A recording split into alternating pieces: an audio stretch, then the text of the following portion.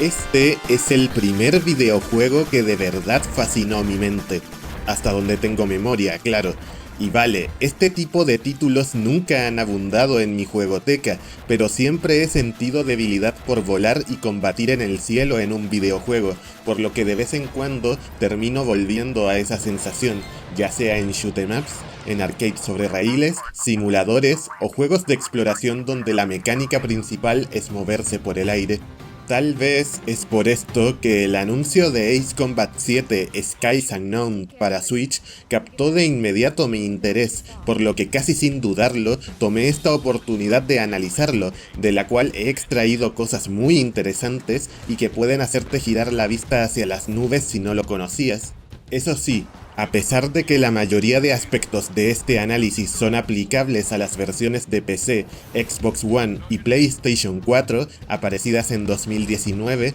me centraré sobre todo en el port lanzado en 2024 para la híbrida de Nintendo, sobre todo a la hora de hablar de aspectos técnicos. La saga Ace Combat es originaria de arcades, pero se asentó en las consolas desde la primera PlayStation, y con el tiempo ha empezado a manejar una idea muy concreta: hacerte sentir como si estuvieras en un combate aéreo sacado de una película. Espectacular, pero cercano y real a su vez. Esto hace que el argumento y la ambientación en esta séptima entrega destaquen por cierta crudeza y matices del mundo real ante la guerra, que se reflejan en las recreaciones licenciadas de aviones reales de combate militar que pilotamos, pero también se dejan ver en el tono de las cinemáticas e informes que preceden a la mayoría de nuestras misiones como piloto, donde veremos el punto de vista de varios personajes golpeados por la batalla, políticos, comandantes, ingenieros, soldados o prisioneros de guerra. No es una historia que se recree en el drama ni que te permita entender todo el contexto del mundo del juego, pero sabe ambientar muy bien a la par que es bastante concluyente y comprensible en general, lo que no quita que la exposición sí sea algo extensa y demore el inicio de cada combate, aunque pueda saltarse. Algo parecido pasa con los diálogos e instrucciones que hay en plena batalla, que además de aportar a la sensación de pilotaje y contar partes clave del argumento, también nos revelan cómo evolucionan los objetivos de nuestras misiones en tiempo real, lo que puede ser una molestia teniendo en cuenta que los textos son algo pequeños, aparte de no contar con voces en español. Y es que más allá de todo el trasfondo realista, la jugabilidad de Ace Combat es la de un arcade de combate aéreo, ni más ni menos, por lo que podemos manejar todos los aviones con un control unificado y relativamente directo, además de contar con diversas facilidades jugables que escapan a la lógica de la simulación, pero que favorecen la espectacularidad. Pero antes de empezar a volar, debemos seleccionar nuestra aeronave entre varias disponibles, las cuales se diferencian principalmente en sus dimensiones, estadísticas y las posibles armas especiales que pueden portar, de las cuales solo podemos llevar una al campo de batalla. También podemos adjuntarles hasta 8 piezas de mejora a cada avión, que alteran distintos atributos como sus estadísticas, la cantidad y daño de la munición, o les dan resistencia a ciertas condiciones adversas, entre otros efectos. Configurado nuestro avión, entraremos en acción. Cada misión es un nivel independiente en una gran zona abierta, donde contaremos con un tiempo límite y varios objetivos a cumplir, como derribar un cierto número de unidades o estructuras, proteger a aliados, marcar eventos específicos en pleno vuelo o volar en sigilo sin alertar a los radares enemigos. En esto hay que tener en cuenta la climatología o ambientación de cada escenario, que pueden alterar el cómo se comporta nuestra nave, así como la orografía, pudiendo encontrarnos con pilares de roca que evitar, pasillos estrechos donde tendremos que moderar la velocidad e inclinarnos para no chocar, o extensos cañones o cordilleras donde nuestros objetivos pueden esconderse o maniobrar. Adicionalmente, existen objetivos más pausados que exigen precisión, como mantener la posición detrás de un avión cisterna o aterrizar en nuestra base, los cuales cortan de raíz la acción imperante en la campaña, por lo que se pueden saltar completamente al pulsar un botón.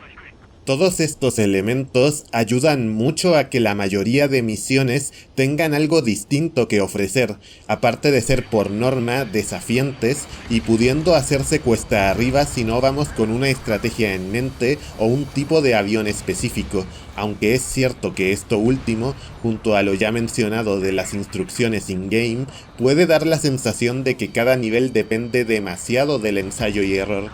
Es por esto que los objetivos más complejos suelen disponer de puntos de control para que no tengamos que repetir excesivamente las fases desde el principio. Cumplida nuestra misión, recibiremos una calificación por nuestro desempeño y una cantidad de créditos que podemos invertir en un árbol de tecnologías que nos permitirá desbloquear nuevas aeronaves más avanzadas, pero también distintas armas especiales o más piezas de mejora para nuestros bólidos.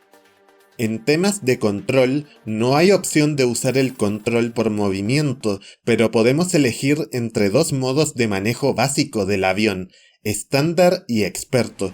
Con el modo estándar podemos controlar toda la dirección de la aeronave con la palanca izquierda, siendo más intuitivo y simple pero menos realista. En cambio, con el modo experto, solo manejaremos la inclinación del avión con el mismo joystick, teniendo que realizar ciertas acciones combinadas para movernos como queremos, pero pudiendo maniobrar de forma más libre y natural, dando pie a algunas tácticas avanzadas si somos lo suficientemente hábiles.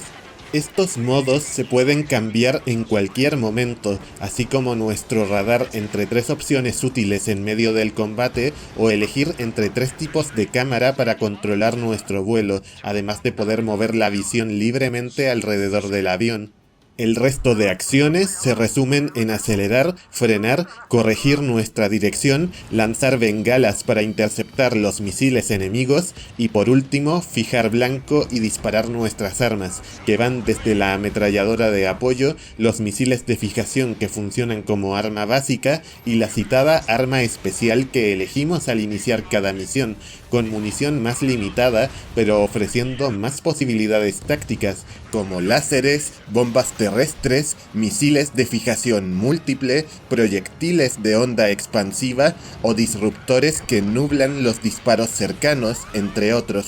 Cambiando de tercio, nos centraremos ahora en los modos de juego. Ya he ahondado bastante en el modo campaña, pero también tenemos el modo libre, que nos permitirá rejugar cualquier nivel de la historia que hayamos superado, ya sea en un modo de vuelo libre, sin objetivos ni enemigos, o replicando el reto original en cualquiera de las dificultades disponibles. Algo que es más importante de lo que parece, ya que no podemos cambiar el nivel de dificultad en el modo campaña a menos que la reiniciemos del todo. A esto se suma el modo multijugador online, donde podemos competir en batallas de hasta 8 jugadores, ya sean todos contra todos o duelos por equipos, pudiendo acceder a configuraciones exclusivas de nuestra aeronave, personalizarlas estéticamente y charlar con nuestros rivales con frases predefinidas entre partidas, aunque sin la posibilidad de crossplay. Finalmente tenemos el modo de misiones especiales, el cual consiste en 3 misiones extra que complementan la historia principal, formando parte de un pase de temporada en las primeras versiones del juego y que vienen de serie en Nintendo Switch, aunque por motivos de dificultad y narrativa se recomienda abordarlas después de terminar la campaña. Como curiosidad, este mismo Season Pass incluye 3 aviones especiales que podemos usar en cualquier modo y que tienen de las mejores estadísticas del juego. Todos los modos antes citados aportan créditos para gastar en el árbol de aviones y por tanto nos facilitan el conseguir mejores recompensas que usar en posteriores partidas. El apartado técnico de la versión de Switch es más que notable, y se nota que este port ha sido realizado internamente por la propia Bandai Namco. Los modelados de los aviones y los hangares han sido bastante bien conservados, así como la geografía y la mayor parte de detalles en los escenarios abiertos. Por su parte, los efectos climatológicos se ven sencillamente espectaculares en esta consola, como las nubes, tormentas eléctricas, tormentas de arena o el efecto de las corrientes de aire, sin mencionar la renderización de las explosiones y la iluminación, la cual aporta un acabado impresionante a ciertas misiones. Las cinemáticas prerenderizadas también se han mantenido muy bien, luciendo prácticamente iguales que en consolas más potentes, con permiso de la resolución a 720p. Por el contrario, hay aspectos que se han sacrificado, como las texturas, algo borrosas si nos acercamos a los escenarios, aparte del popping de elementos menores como edificios o vegetación, pero sobre todo la estabilidad de fotogramas, que aunque se mantiene estable a 30 frames en casi todo el juego, sí se resiente en determinados eventos como destrucciones de elementos especiales, efectos de luz muy intensos o situaciones con decenas de aeronaves volando a nuestro alrededor. Además de que existen bajones de calidad en ciertas cinemáticas con el motor del juego, y sin haber fallos graves, estos detalles sí son algo a tener en cuenta. La banda sonora ya es una marca registrada de la saga, y aunque Nobuo Uematsu dijera que no había necesidad de bandas sonoras al estilo hollywoodiense, hay que reconocer que existen ciertos juegos a los que les sienta como un guante, y Ace Combat 7 es uno de ellos. Temas orquestales, rockeros, electrónicos e incluso algunos corales llenos de dinamismo, tensión y gravedad, dedicados para cada nivel de la historia y que te hacen sentir el peso de la misión que estás realizando, pero que en sus mejores momentos te meten de lleno en el clímax de una película de superhéroes, haciendo que te enfades en tus fracasos y que celebres tus victorias aún más. Las voces podemos seleccionarlas en inglés y japonés, con un buen nivel en ambos casos, y los textos en español latino y castellano presumen de una adaptación sólida, aunque no están exentos de fallos como mínimo curiosos.